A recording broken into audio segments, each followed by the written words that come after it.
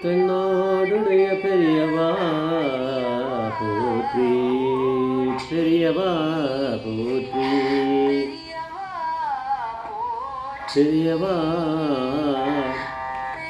என் நாட்டவர்க்கும் இறைவா போற்றி, இறைவா போற்றி, இறைவா போற்றி, இறைவா சர்வஜா சர்வவியாபி மகாபெரியவா சரணம், மகாபெரியவா சரணம். சர்வஜா சர்வவியாபி மகாபெரியவா சரணமாய பிறப்பருக்கும் மகாபெரியவா போற்றி, மாய பிறப்பருக்கும் பெரியவா போற்றி.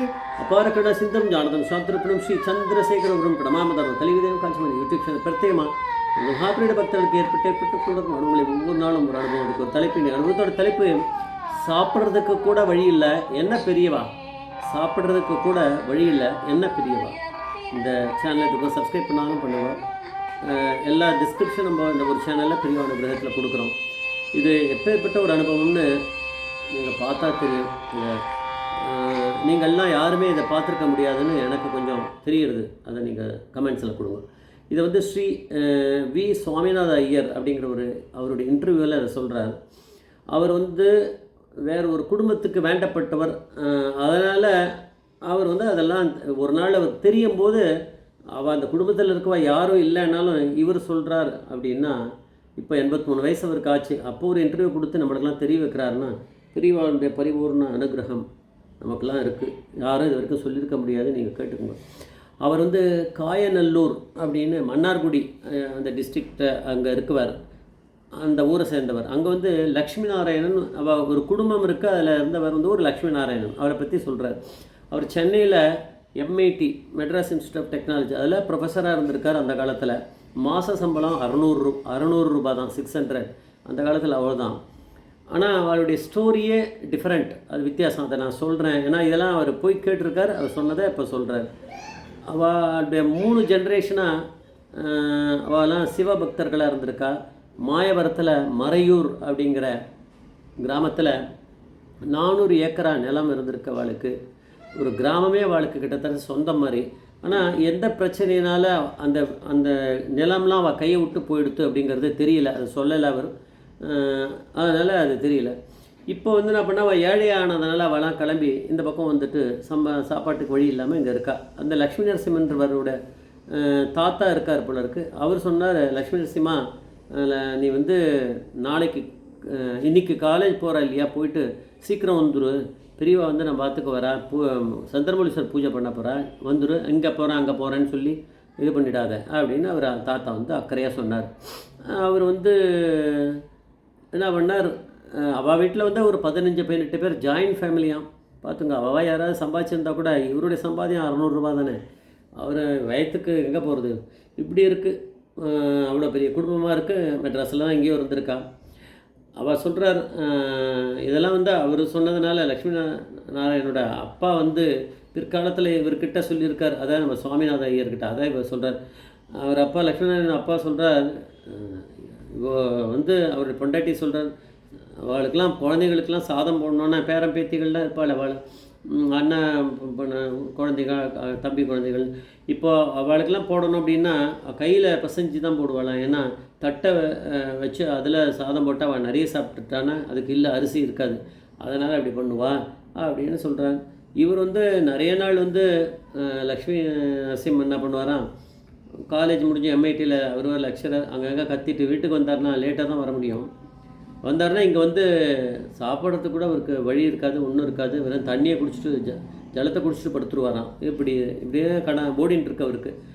இவர் வந்து ஆந்திரா சேர்ந்த யாரோ ஒரு பெண்மணி தான் கல்யாணம் பண்ணிட்டு இருக்கார். அதனால் ஒரு நாளைக்கு வந்து ஒரு ஒயிட் ஷீட்டை கொடுத்து இதில் சைனை பண்ணுன்னாலாம். அவள் பண்ணிட்டா. பண்ண பிறகு ஏன்னு கேட்டாலாம். அப்போ சொன்னாராம், நான் குடும்பத்தை நடத்துறது கஷ்டமாக இருக்குது, என்னைக்காவது ஒன்று டைவர்ஸ் பண்ணுறதுக்கு இந்த பேப்பர் உபயோகமாக இருக்கும், நீ போட்ட சைனு அப்படி இந்த மாதிரி கதை ஓடின்ட்டுருக்கு. இப்போ இவர் போனவர் வரல. ராத்திரி வந்து லேட்டாக வந்திருக்கார். அதை பார்த்துட்டு அவள் அப்பா வந்து பயங்கரமாக கத்திருக்கார். நீ என்னடா இப்படி இருக்க மூளை கட்ட பெரியவா வந்து இங்கே வந்தால் எல்லாம் தரிசனம் பண்ணி இதெல்லாம் பண்ணிட்டு போனால் பூஜைலாம் சரி நாளைக்கு நம்ம வந்து எல்லாருமே பெரியவாளை தரிசனம் பண்ண போகிறோம், நீ லீவு போட்டு எங்களோட வா அப்படின்னார். ஸோ அவர் தாத்தா வரல போல இருக்குது. இவ வந்து இவர் கிளம்பினார். அப்பா வந்து பாலசுப்ரமணியம், அப்பா பேர் பாலசுப்ரமணியம், அப்புறம் அம்மா, அப்புறம் இவர் லக்ஷ்மி நாராயணன், லக்ஷ்மி நரசிம்மன் அவருடைய பொண்டாட்டி, 4 பேருமா கிளம்பி அங்கே போனான். போய் பெரியவாளை தரிசனம் பண்ணான் காஞ்சிபுரத்தில். அப்போ பெரியவா கிட்ட அந்த பாலசுப்ரமணியம் சொன்னாராம், எனக்கு வந்து சாப்பிட்றது கூட வழி இல்லாமல் இருக்குது பெரியவா அப்படின்னு சொன்னாராம். உடனே பெரியவா என்ன பண்ணாலும் உடனே அந்த பக்கம் அந்த பாலசுப்ரமணியத்தோட பொண்டாட்டி இப்படி கொஞ்சம் கிட்ட கூப்பிட்டு சொன்னாராம், நீ ஒரு வேலை பண்ணு, தினமும் சாயங்காலம் ஆன உடனே விளக்கு ஏற்றி வச்சு பூஜை ரூமில் நீ வந்து இந்த இதை பாடணும், நீ வந்து கனகதார சோஸ்திரம் பாராயணம் பண்ணு அப்போ அப்படின்னு சொல்லி அமுச்சிட்டார். இவள் போனால் இவள் பண்ணாலாம். ஆனால் 3 மாதத்துக்குள்ளே என்ன ஒரு விஷயம் நடந்திருக்கு அப்படின்னா அதை நம்ம சொல்லணும். இந்த பாலசுப்ரமணியங்கிறவர் வந்து ஒரு டிசைன் இன்ஜினியர் இருப்பார் மெக்கானிக்கலில். அதனால் அவர் ஒரு மிஷின் ஒன்று ஏற்கனவே பண்ணுறதுக்கு அவருக்கு நாலேஜ் இருக்குது. ஆனால் ஏதோ தெரில இப்போ அதெல்லாம் விட்டுட்டார். இப்போ இந்த ரிட்டையர் ஆகி இங்கே கிடக்கிறார் வழி இல்லாமல். அப்போ திடீர்னு அவருக்கு ஐடியா ஸ்ட்ரைக் ஆகிருக்கு. அது எப்படி ஸ்ட்ரைக் ஆகிருக்குன்னா பெரியவா அந்த கனகதார சோஸ்திரம் பாராயணம் பண்ணதோட மகிமை. அதனால் அவர் என்ன பண்ணாராம், எப்படியோ ஒரு டீல் வச்சு வெளியில் ஏதோ ஒரு இடத்துல அது மாதிரி ஒரு மிஷினை பண்ணுறதுக்கு ஏதோ ஒரு இது பண்ணியிருக்கார். லோன் போட்டு பண்ணியிருப்பாரா இருக்கும். அதுக்கு அவருக்கு கிடச்சிருது. அந்த மிஷின் வந்து இந்தியாவிலையும் ஃபேமஸாக, அது பேர் என்னன்னு சொல்லல, ஃபாரின்லேயும் ஃபேமஸ், ஃபாரினுக்குலாம் எக்ஸ்போர்ட் பண்ணியிருக்கார். இதை வந்து 3 மாதம் நடந்திருக்கு. அது மாதிரி நிறைய அவர் ப்ரொடியூஸ் பண்ணி டிமாண்டு நல்லா இருந்திருக்கு. அதை விற்றுருக்கார். அதனால் ஏகப்பட்ட அவருக்கு பணம் கிடச்சிருக்கு, வெல்த் இம்ப்ரூவ் ஆகிருக்கு. அதனால் வந்து அதை அப்படி இருக்க மெட்ராஸில் இருக்கவரை இந்த இதில் இருந்தவர் காயநல்லூர் மன்னார்குடியில் இருந்தவர் வந்து சுவாமிநாதையர், அவர் தானே இன்டர்வியூ கொடுக்குறார். அவரை பார்க்க போயிருக்கார். அவருக்கு தெரிஞ்சவர் போல இருக்குது. பண்ணும்போது இந்த எல்லா கதையும் ஃப்ளாஷ்பேக் மாதிரி அவருக்கு சொல்லியிருக்கார். அதனால் இப்போ எப்படி இருக்காருன்னா, அவர் சொல்கிறான்னா, எனக்கு இந்த தெருவில் இருக்கக்கூடிய எல்லா வீட்டையும் என்னால் வாங்கிட முடியும், அவ்வளோ பணம் இருக்கானா, அப்படி நான் பண்ண போகிறதில்ல. எல்லாத்தையும் நான் தான தர்மத்துக்கு தான் வச்சுட்டுருக்கேன். எல்லாருக்கும் அன்னதானம் பண்ணுறேன். அப்புறம் ஏழை பொண்ணுகளுக்கு வந்து ஏதாவது கல்யாணத்துக்கு போகணுன்னா ஒரு செயின், ஒரு திருமாங்கல்யம், அது மாதிரி அவளுக்கு என்ன வேணுமோ அதெல்லாம் கொடுத்து, கூறப்புடவை அதெல்லாம் கொடுத்து நான் இது பண்ணுறேன் அப்படின்றான். எப்பேற்பட்ட ஒரு அனுபவம். பெரியவா வந்து சாப்பிட்றது கூட வழி இல்லை அப்படின்னு சொன்னவாள் எப்படி பார்த்துருக்கேன். பெரியவா அனுகிரகம் பண்ணுறார். ஜெய் ஜெய்சங்கர், மகாபிரிய பாதவீஸ்வரர், மகாபிரிய பாதவீஸ்வரர்.